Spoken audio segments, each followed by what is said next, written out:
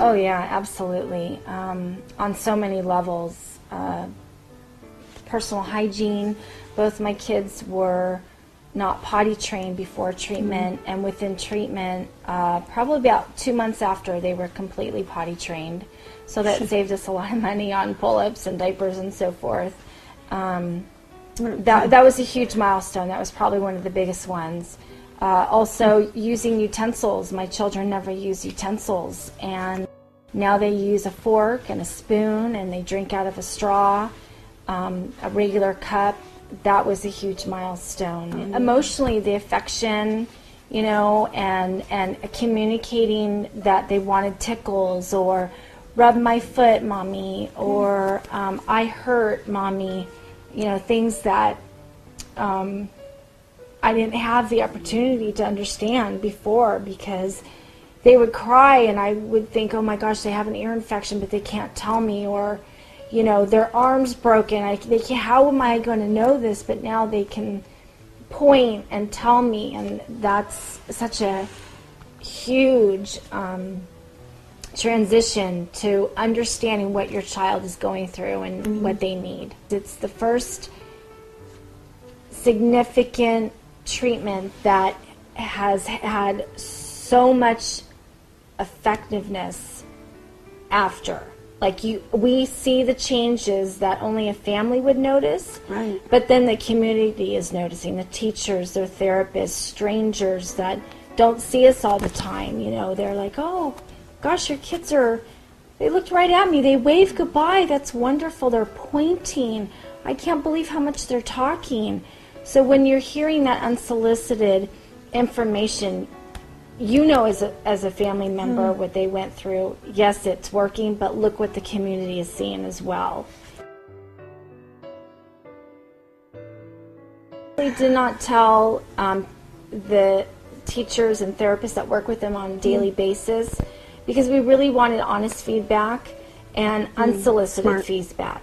So when they say, you know, Jack is really coming a long way in a short time, look what he did today. He played a game today where he would never play, taking turns. Oh, yeah. That was huge. The eye contact, the verbal,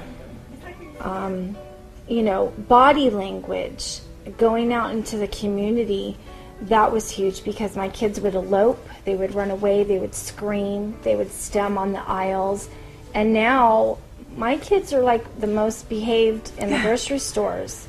They know that they need to stay with Mommy. They don't take off. They're not stemming on the aisles. And even in the parking lot where it became a safety hazard, now they stay with me. And I can pretty much take them anywhere by myself, where I could never do that before the treatments. I wouldn't do two at a time. I would do one, but I would still be nervous. And they've come a long way in a short time since the treatment, and I'm so blessed that we had the opportunity to do it.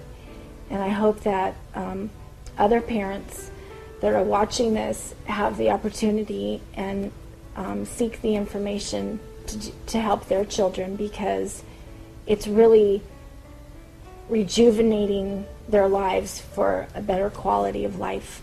Another thing with the children is their textile issues that they had. My kids never liked to touch sand, Play-Doh, stickers, and since the treatment, we go to the beach for hours. They go in the water, they play in the sand, wear Band-Aids on their skin, they play with Play-Doh, they play with shaving cream during therapy, stickers, they love stickers.